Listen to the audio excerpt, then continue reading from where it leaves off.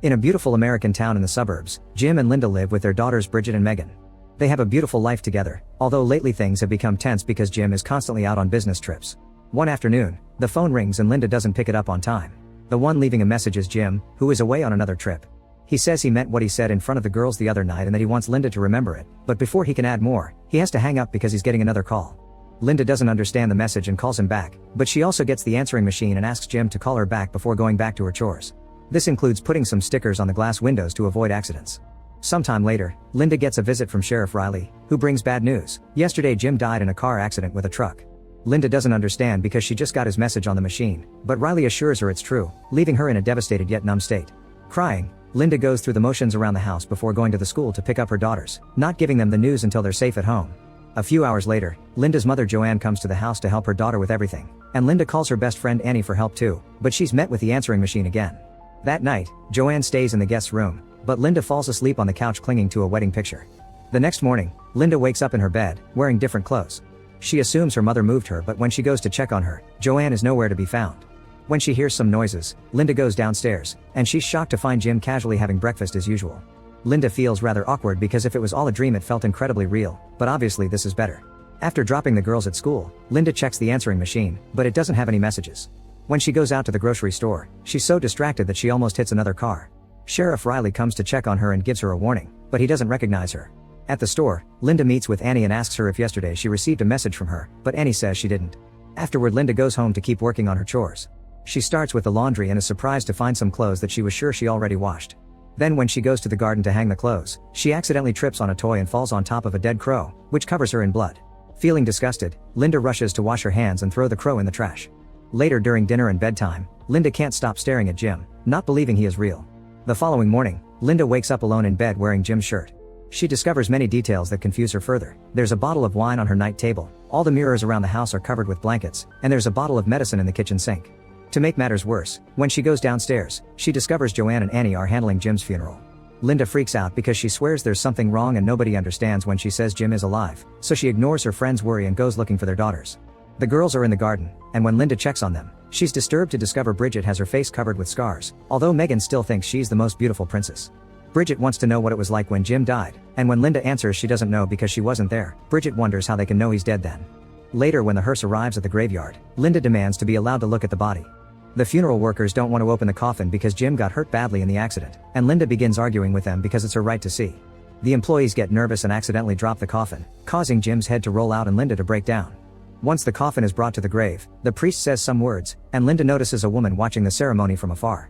Joanne doesn't know who it is, so Linda goes to ask her, but Claire says they already talked yesterday and leaves in her car, not caring about the fact Linda swears she never saw her before in her life. When the family returns home, Linda takes a closer look at the medicine bottle and discovers it was prescribed by Dr. Roth. Linda looks for him in the yellow pages and finds the corresponding page was torn off, but when she's about to give up, she looks away and discovers the missing page is in the trash. Linda tries to call Roth's office, but it's already closed for the day. In the evening, the family receives a weird visit. Linda doesn't recognize him, but this is Dr. Roth, who is here with Riley to take Linda away under the suspicion she hurt Bridget on purpose. Joanne begs her daughter to explain how Bridget got those scares, but Joanne doesn't remember and begins freaking out at the accusation. A bunch of nurses grab her by force and take her away in an ambulance. Moments later at the hospital, Linda is left tied to a bench and she gets to overhear Roth telling Riley that Linda came to see him on Wednesday and she already knew her husband would die. This makes Riley think Jim's death may not have been an accident after all. Afterward, Roth puts Linda to sleep with an injection, ignoring her pleas for mercy. The next morning, Linda wakes up in her house again. Noises from the bathroom indicate Jim's back, and Linda rushes to cling to him under the shower, not caring if she gets wet too. When the girls wake up, Linda discovers the scars are gone and calls them both her beautiful princesses. Sometime later, she feels a weird smell coming from the trash can and discovers the dead crow is still there, decomposing as if weeks had passed. This makes her nervous, so she rushes inside to find the page with Roth's number, only to find it still intact inside the book. Moments later, Linda goes to see Roth, who doesn't recognize her. She tells him all about the visions she's been having, and after he checks for any possible mental illness, Roth prescribes the same medicine Linda has seen on her sink. Afterward, she goes to see Jim at his office to ask him why he doesn't spend more time at home. She wants to go away with him and the girls and to have a proper talk with her husband, but Jim has a meeting to attend.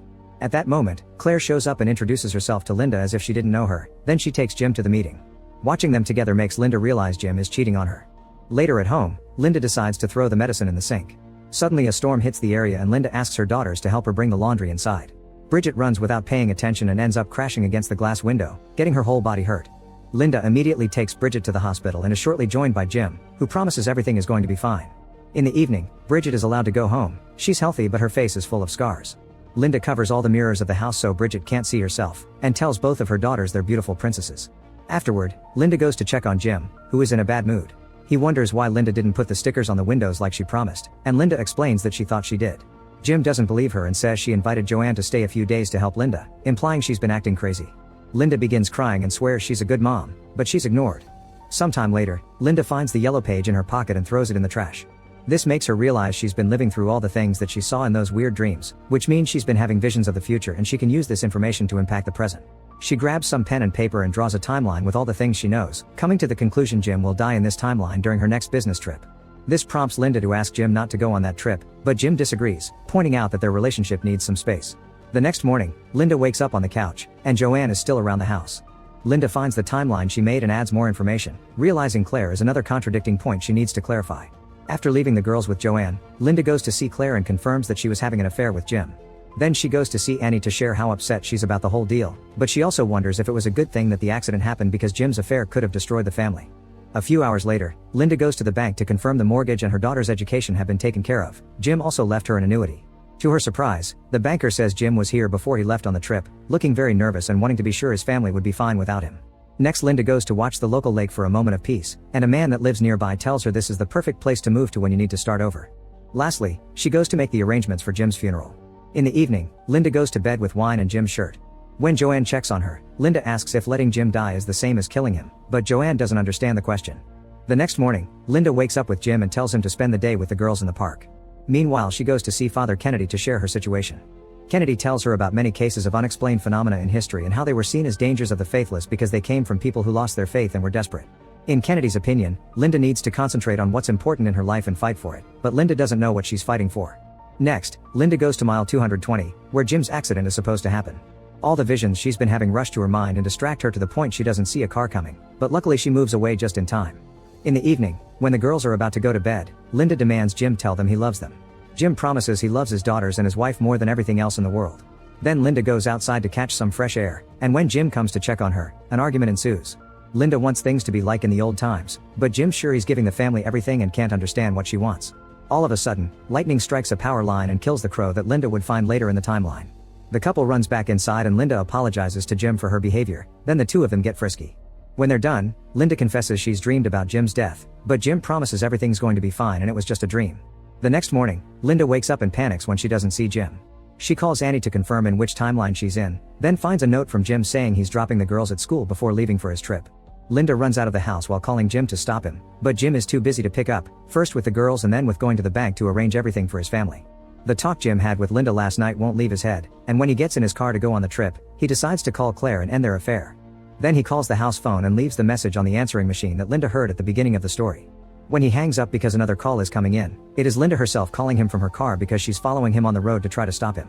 Linda apologizes for everything, and when Jim is about to confess the affair, Linda says she already knows and doesn't care, prompting Jim to promise they will begin working on their relationship more and start over properly. At that moment, Jim sees Linda in the car mirror and pulls over to wait for her. Linda gets ready for a reunion, but she freaks out when she notices they are on mile 220, the spot of the accident. She urgently tells Jim to turn the car around, and as soon as Jim moves, a car comes from the opposite direction. Thankfully, Jim gets out of the way just in time. Linda is happy to see her husband is fine, but it seems she forgot Riley had mentioned a truck caused the accident. Jim tries to start the car again to get off the road, but the engine isn't working, and suddenly the infamous truck shows up, crashing right against Jim's vehicle. Linda runs to check on him, but before she can come closer, both vehicles explode, and Linda has a breakdown as she finally understands the future can't be changed. Many months later, the girls wake Linda up from her nap when the moving trucks arrive to pick them up. Linda is happy to see Bridget's scars are mostly gone and remembers Kennedy telling her to fight for what matters the most. Currently, what matters the most is Linda's belly, because she is pregnant thanks to that last night with Jim. Make sure to subscribe and turn on notifications so you can watch more videos like this. Thanks for watching.